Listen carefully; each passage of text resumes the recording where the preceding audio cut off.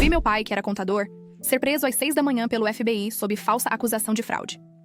Minha vida se estilhaçou naquele dia. Logo, o chefe do meu pai se mudou para nossa casa, com a desculpa de querer nos ajudar a reconstruir nossa vida. Mas, após uma série de investigações, descobri que ele armou tudo contra o meu pai e entrou na nossa vida para tentar nos manipular. Eu tinha 14 anos, estava descalça no corredor, segurando o último post-it que ele tinha deixado na minha lancheira. Grrr significa eu te amo em dinossaureis. Eu tinha guardado cada um deles em uma caixa de sapatos debaixo da minha cama. Naquela manhã, eu soube que algo estava terrivelmente errado. Não só porque eles não o deixaram me abraçar para se despedir, mas porque ele insistia que era inocente. E eles o ignoraram completamente. 48 horas depois, Richard, o chefe da minha mãe, apareceu. Ele tinha trabalhado com meu pai na empresa de contabilidade por anos.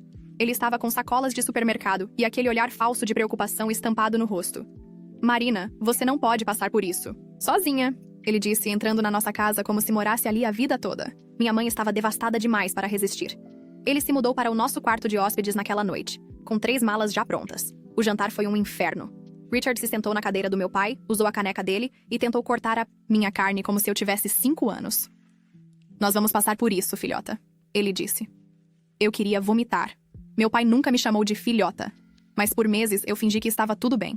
Ajudei a encaixotar as coisas do meu pai porque minha mãe insistiu que deveríamos ser gratas. Eu servi o jantar a Richard e fingi apreciar ele torcendo nos meus jogos de futebol, mesmo que ele estivesse sempre grudado no celular e não soubesse se eu jogava no ataque ou na defesa. Quando eu menstruei e precisei da minha mãe, ela estava em uma reunião com advogados e com Richard. Quando os pesadelos me mantinham acordada imaginando meu pai na prisão, Richard me deu um laptop em vez de me ouvir. Eu escrevi cartas secretas para o meu pai, escondi-as entre meus livros didáticos e vestia o moletom velho da faculdade dele para dormir, mesmo que ele me engolisse e cheirasse levemente a colônia dele. Minha mãe chamava isso de mórbido. Então, veio o aniversário do meu pai, o primeiro dele atrás das grades. Eu economizei minha mesada para a passagem de ônibus, preenchi os formulários de visitação sozinha. Mas quando perguntei à minha mãe se poderíamos ir, Richard respondeu: "Esse fim de semana não vai dar. Tenho um jantar com o cliente Henderson. Eu preciso da minha família lá." Minha mãe não hesitou. "Ele está certo, querida. A promoção significa a mensalidade da sua faculdade. Seu pai entenderia." Quando insisti que meu pai era inocente, Richard explodiu. Homens inocentes não têm contas em paraísos fiscais nas Ilhas Cayman. Naquela noite, minha mãe pegou o dinheiro do ônibus para o meu próprio bem. Eu tentei pegar carona. A polícia estadual me encontrou chorando em um posto de gasolina às 2 da manhã. Richard disse que eu precisava de terapia para delírio. Ele colocou aplicativos de rastreamento no meu celular e bloqueou todas as minhas mensagens. Eu me senti sufocada. Então veio a noite em que tudo mudou. Richard chegou em casa bêbado de uma festa do escritório e desmaiou na cadeira do meu pai, segurando o relógio desaparecido dele e murmurando, usando o grampo dele como um maldito herói. Tive que arrancar eu mesmo. Eu paralisei. Que grampo? Aquele relógio nunca tinha sido registrado como evidência. Depois que minha mãe foi para a cama, eu procurei por toda parte. Então me lembrei do carro dele. No porta-luvas, encontrei o smartwatch do meu pai. Tinha 2% de bateria. Eu toquei no aplicativo de gravações de voz. A última gravação era da noite anterior à prisão. A voz do meu pai. Richard acabou de sair do meu escritório. Ele ameaçou plantar evidências se eu não destruísse o relatório da auditoria. Estou gravando tudo agora. Depois a voz de Richard. De manhã você estará algemado. Eu movi o dinheiro para as suas contas. Marina não precisa saber. Eu cuidarei dela. Depois um barulho de briga. Me dá esse relógio. Richard rosnou. Silêncio. A porta da garagem rangeu. Eu pulei. Richard estava lá, sóbrio agora, com as chaves na mão. Procurando por algo? Filhota? Meu coração batia forte enquanto eu me encostava no carro, segurando o relógio. Richard bloqueou a porta, sombras cortando o rosto dele enquanto a luz do sensor de movimento acendia. Ele se aproximou da bancada, a mão passando pelas ferramentas. Parou no martelo. Eu contei para a mamãe sobre a gravação. Eu soltei, a voz falhando. Pânico, medo, desespero, depois a salvação. A luz de movimento da vizinha se acendeu do lado de fora. A senhora Chen cantarolando sua melodia noturna, tirando o lixo. Ela ouviria um grito. Definitivamente, eu tinha segundos. Proteger o relógio ou escapar. Eu escolhi escapar. Mergulhei no carro e travei as portas. Richard parou. Depois calmamente foi até o gancho de chaves, a voz calma quando minha mãe gritou da cozinha. Só a ajudando a encontrar as chuteiras dela, ele disse. Ele veio até a janela, as mãos tremendo. Eu conectei o relógio ao carregador. 1% de bateria. Ele piscou.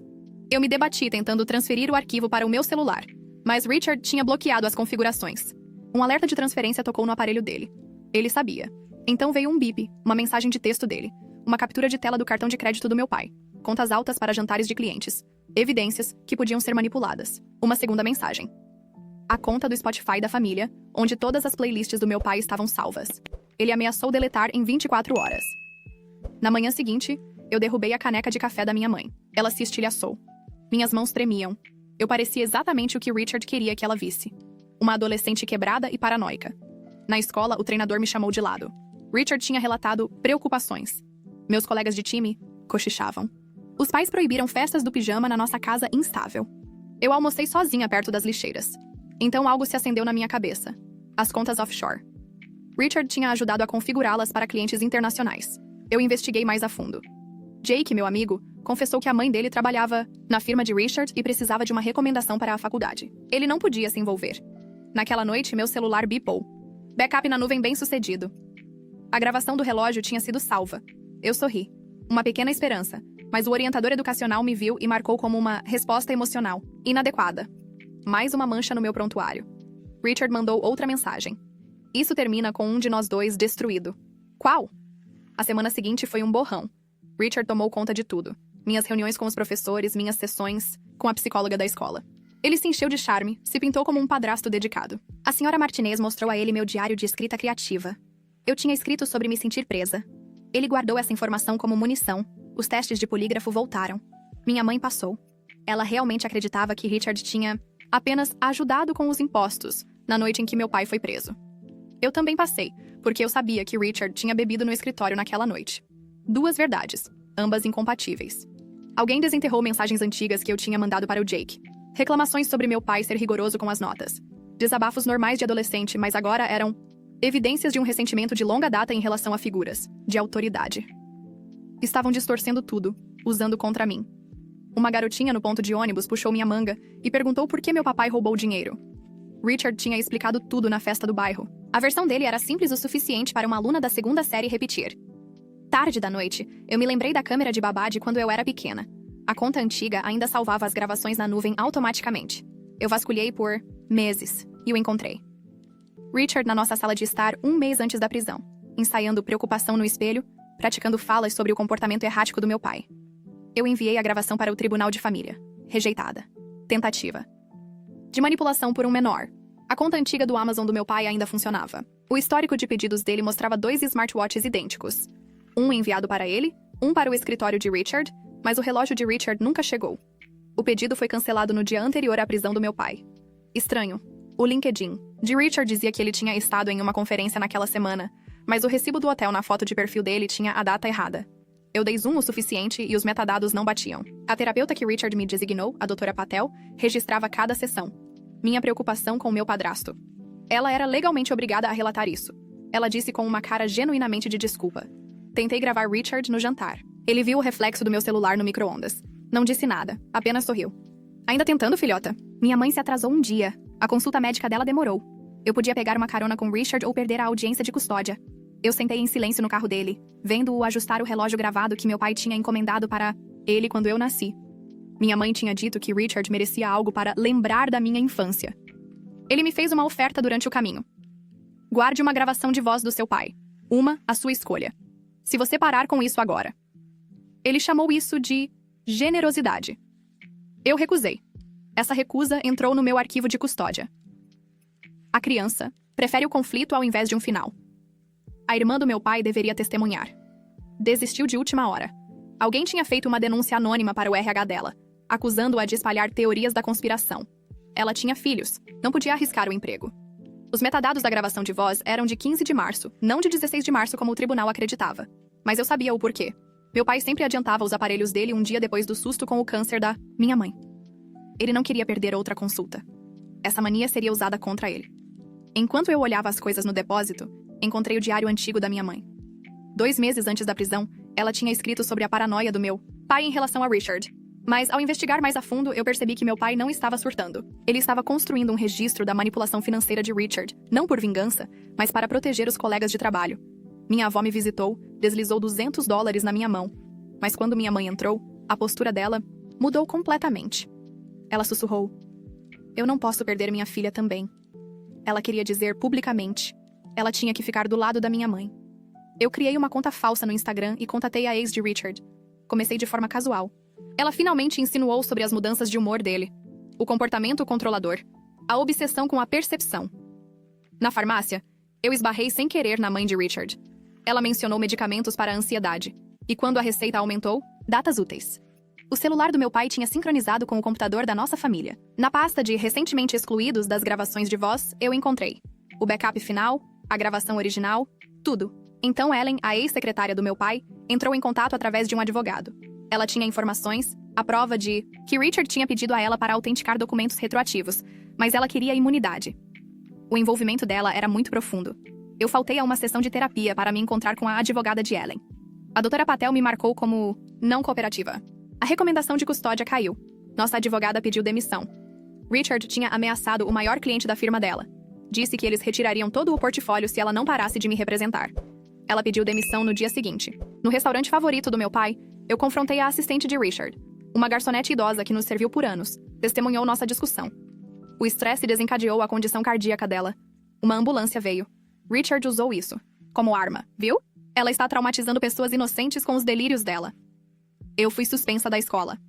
Explosões emocionais afetando o ambiente de aprendizado. Eles me designaram um professor particular, recomendado por Richard, o vizinho dele. Ele alegou que meu quarto tinha mofo. Disse que eu tinha que dormir no sofá do porão. Ele instalou monitores de qualidade do ar. Eles piscavam em vermelho a noite toda. Aparelhos de vigilância. Uma noite, minha mãe me encontrou chorando na lavanderia. Ela me implorou para deixar meu pai enfrentar as consequências em paz. Você está me matando com isso! As mãos dela tremiam enquanto ela dobrava as camisas de Richard. Enquanto isso, minha investigação desencadeou uma auditoria no departamento da mãe de Jake. Jake me mandou uma foto, a mãe dele chorando na mesa da cozinha. Por sua causa, ele mandou por mensagem. Os pais dele estavam considerando o divórcio por causa das consequências legais. Eu continuei mesmo assim. A verdade era mais importante do que amizades. Mesmo quando tudo desmoronou durante uma sessão de aconselhamento obrigatória, o orientador da escola me olhou nos olhos e perguntou: "E se seu pai realmente pegou o dinheiro?" Eu paralisei. Pela primeira vez, a dúvida me invadiu. Eu confessei à minha mãe que tinha pensado em gravar Richard sem o consentimento dele. Disse a ela que não conseguia fazer isso. Ela me olhou com pena, como se eu fosse muito jovem para entender o peso do que eu estava fazendo. Eu ouvi novamente a gravação de voz do meu pai. Nela, ele falava de mim, de como ele sabia que eu estava sendo vítima de bullying, e de como ele se sentia culpado por estar tão focado em coletar evidências contra Richard que ele perdeu os sinais. Eu devia ter visto, ele sussurrou. Devia ter estado lá. Então o advogado de Richard entrou com uma moção de emergência para antecipar a audiência, citando meu estado mental deteriorado. Nosso advogado substituto estava de férias. Eu sentei sozinha na mesa da audiência com as mãos suando. Olhei para Richard e vi algo estranho.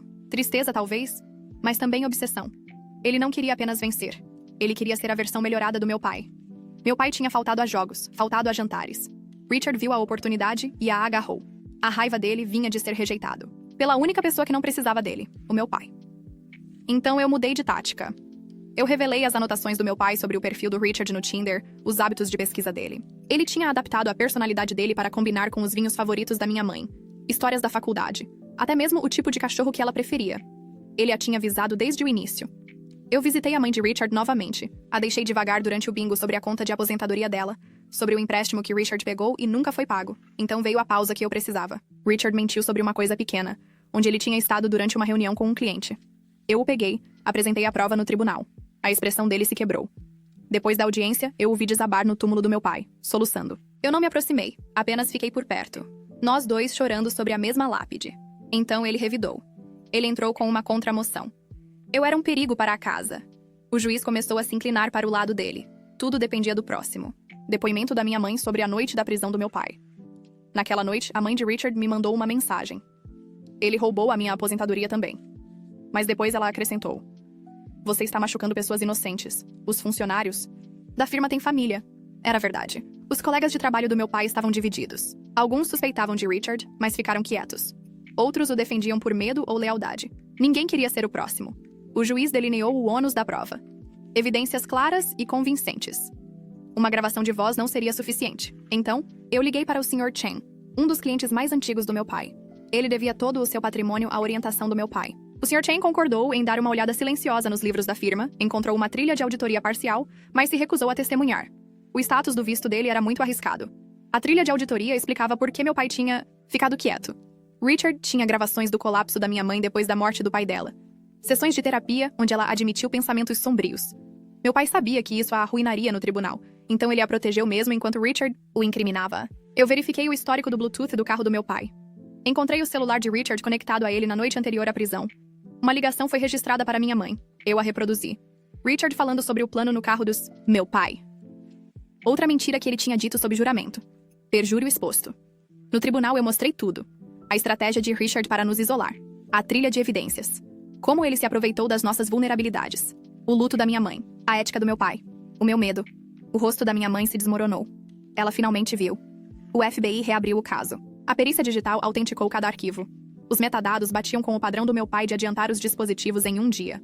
A verdade venceu, mesmo que tenha vindo de lugares quebrados. A queda de Richard se desdobrou. Acontece que este não foi o primeiro jogo dele. O antigo mentor dele tinha morrido em um acidente de carro 10 anos atrás, depois de descobrir uma fraude. Ninguém tinha ligado os pontos até agora. Quando me pediram para escrever uma declaração de vítima para a sentença, eu pedi segurança, máxima, mas com tratamento de saúde mental. Richard não era apenas mau. Ele era doente.